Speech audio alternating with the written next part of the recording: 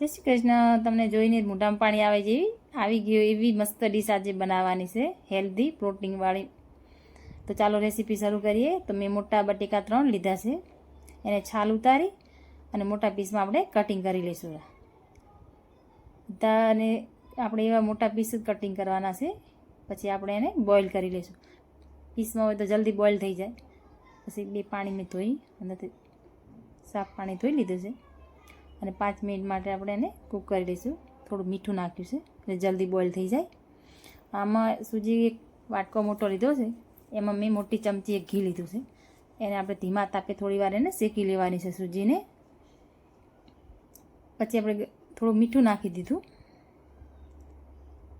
પછી પાણી ગરમમાં આપણે એમાં થઈ ગયું પાણી ગરમ નાખવાનું છે. એમાં કડક ડો મસ્ત બનાવવાનો છે. પાણી ગરમ નાખો તો એ જલ્દી આપણી સૂજી ફૂલી જાય. પાણી બધું ચૂસી લીધું છે. પછી મેં થોડોક ચીલી ફ્લેક્સ નાખ્યું છે. તો આપણું મસ્ત તૈયાર થઈ ગયું છે. તો આપણે એને પરાતમાં કાઢી લઈશું.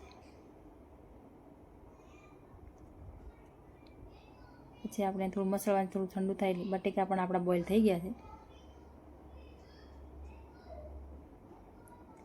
તો આપણે એને મેશ કરી લઈશું બટેકાને. બટેકા પણ આપણે નાખી દઈશું સૂજીમાં.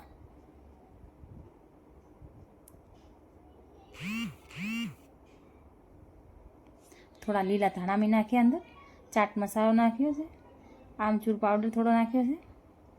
પછી આપણે મિક્સ કરી થોડું વાર મેસરથી મિક્સ કરવું પડશે, કેમ કે ગરમ છે બહુ.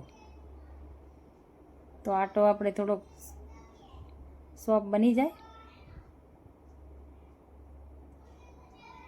બાળકોને બહુ પસંદ આવે છે. નાસ્તામાં પણ અપાય અને ઘરે મેં સાંજના નાસ્તામાં જ બનાવ્યું હતું.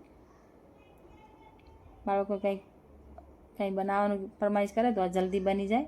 તેલ વગેરે એક જ પાવ તેલમાં બનીને આપણા મસ્ત બોલ તૈયાર થઈ જશે. તો બધા બોલ બનાવીને છે મેં 1 ચમચી રાઈ નાખી છે અને એક જ પાવ મેં તેલ મૂક્યું છે, થોડું જીરું નાખ્યું. પછી આપણે બોઇલ અંદર બધા નાખી દઈશું. ઉપરથી લીલા ધાણા નાખશું.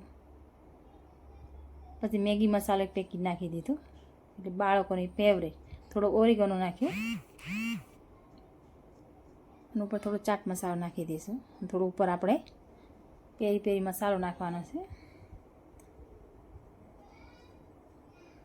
મસ્ત ધીમે ધીમે આપણે એને ઉલટ પુલટ કરી નાખશું. તો ઉપર મેં થોડોક હવે પેરી પેરી મસાલો નાખી દીધો. બાળકોનો બહુ ફેવરેટ હોય છે. અને મસ્ત આપણે નાસ્તો બનીને તૈયાર થઈ ગયો. સૂજીના બોલ ગ્રીન ચટણી સાથે સર્વ કરો.